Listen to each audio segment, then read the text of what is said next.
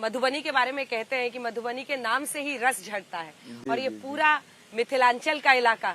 शुरुआत कुछ ऐसे ही सवाल से करते हैं कि आपके लिए ये प्रचार बाकी राज्यों के प्रचार से कैसे अलग है? देखिए, बिहार भारत के इस इतिहास का एक बहुत अभिन्न अंग है और एक बहुत महत्वपूर्ण कालखंड में इतिहास के यहाँ से करीब करीब 1000 साल तक पूरे देश पर शासन चला है और उसी समय बिहार में ज्ञान, कला, साहित्य, व्याकरण, खगोल शास्त्र, विज्ञान, इस सभी विधाओं में एक उत्कृष्ट शोध भी हुआ और शोध के परिणामों का संचय भी हुआ। यहीं पर विक्रमशिला और नालंदा विद्यापीठ हुए। यहीं से तक्षशिला का लगभग 500 साल तक वित्त पोषण हुआ।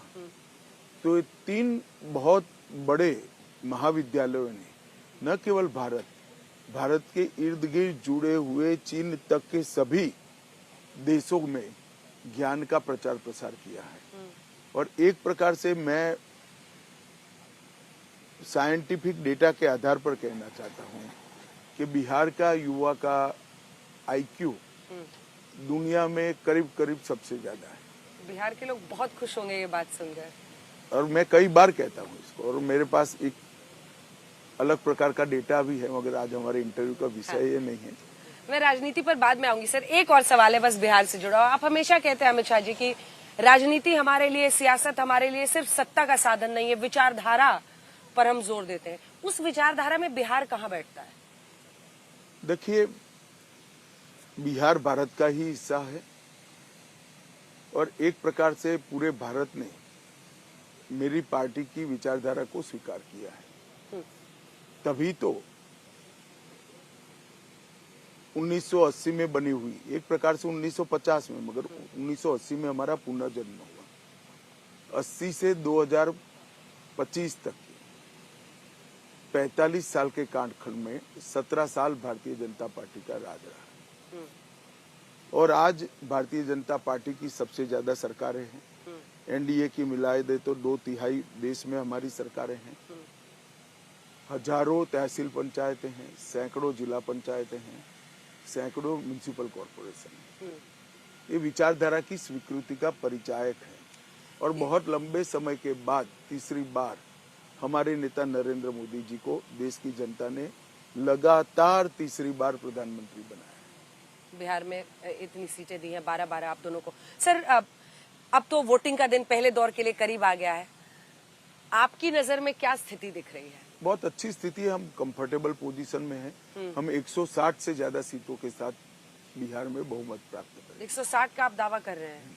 मतलब 160 से ज्यादा मतलब सब पार्टियों की अच्छी परफॉर्मेंस आपको लग रहा है कि जेडीयू भी अच्छा करेगी या बीजेपी ज्यादा अच्छा करेगी? कमोबेश सबका स्ट्राइक रेट हमारा समान रहेगा। सबका स्ट्राइक रेट समान रहेगा, ये बहुत दिलचस्प है। सर, जो लास्ट पीसी हुई है और मैनिफेस्टो पर आ जाते हैं सीधा।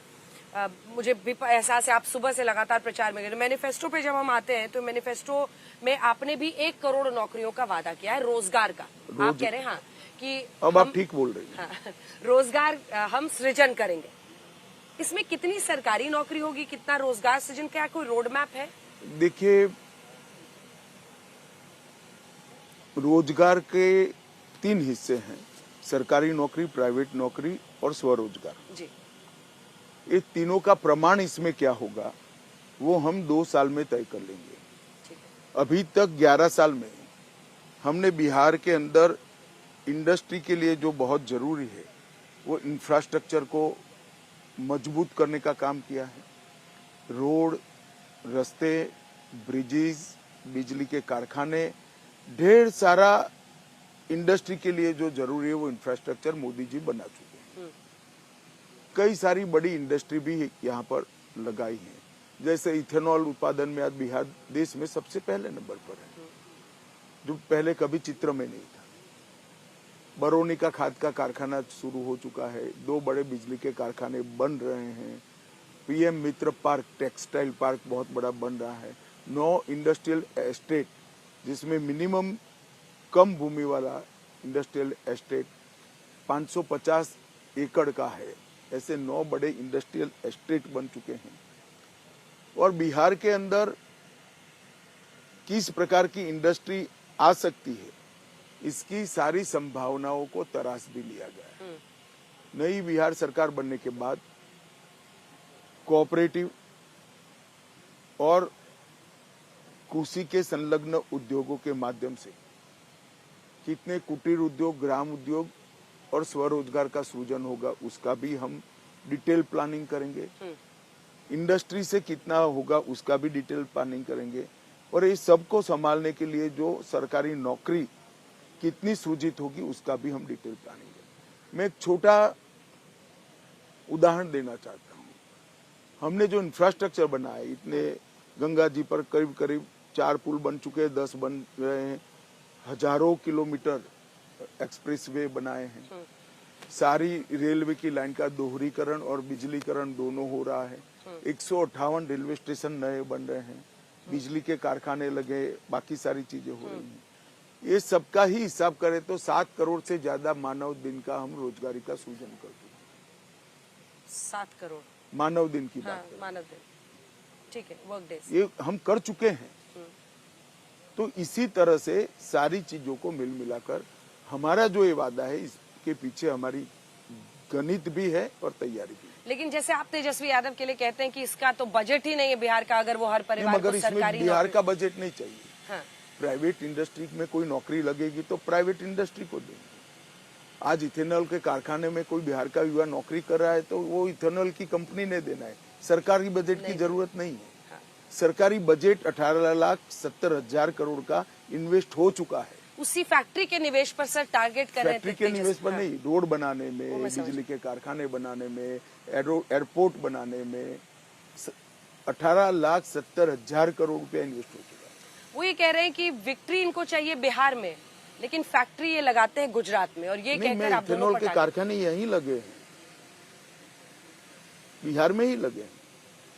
रीगा में आज मैं सभा कर आया, वहां चीनी मिल भी रीगा में ही चालू हुई है, जो मोदी जी का वादा था।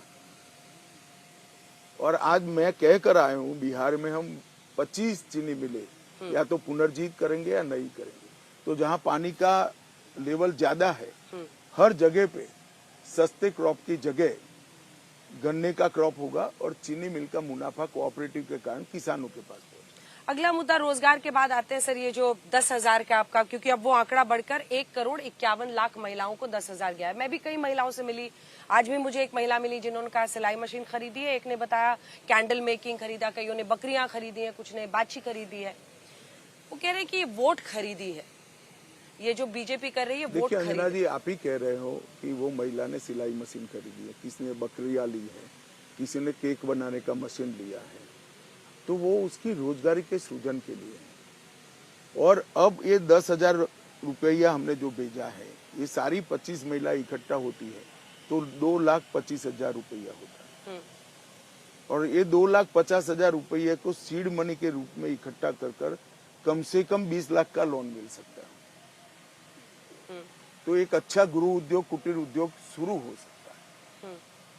अगर इसको भी आप वोट खरीदने का माध्यम कहते हो तो विपक्ष बोलता रहे, हमारी तो श्रद्धा है कि गरीब महिलाओं को एम्पावर करने से नेक्स्ट जनरेशन पढ़ी लिखी होती है, क्योंकि महिला सबसे ज्यादा चिंता अपने बच्चे की करती है। बच्चे भी स्वस्थ होते हैं, पढ़ते हैं, लिखते हैं और अच्छे नागरिक बनते हैं। गृह मंत्री जी, अगला मुद्दा जिस पर आप विपक्ष मतलब तेजस्वी यादव सबको घेर रहे हैं वो है जंगल राज। अब इस पर मेरे 2 सवाल हैं कि जंगल राज आज से 20 साल पहले, अब आप कह रहे हैं कि 3 नए मंत्री, आपने अपने एक रैली में कहा कि 3 मंत्री बनेंगे अगर तेजस्वी यादव आएंगे, अपहरण, हत्या, रंगदारी। तो लालू राज में जो हुआ उसका तेजस्वी यादव को कैसे ब्लेम कर सकते? लालू तेजस्वी जी कौन है? बेटे हैं उनके। आरजेडी के सारे टिकट किसने बांटे? अपने हाथ से किसने दिए? जरा बताइए तो। लालू जी में कई लोग, लालू जी ने ही दिए। तेजस्वी टिकट भी पार्टी के अध्यक्ष होकर बांटने की हिम्मत नहीं कर सकते। आज भी आरजेडी के अध्यक्ष लालू जी है। आरजेडी की एक विचारधारा है लठमार रैली करने का, वो विचारधारा के आधार पर ही आरजेडी चलता है। अभी भी उनके गाने शुरू हो गए बिहार में, कट्टा लहराएंगे, कट्टा लहराएंगे। अभी तो चुनाव जीते भी नहीं है। चुनाव जीतेंगे तो जंगल राज ही आएगा, आप मेरी बात मान कर चलिएगा। और 20 साल से जंगल राज नहीं है, इनमें उनका कोई योगदान नहीं है। 20 साल उनका शासन नहीं है, इसलिए है।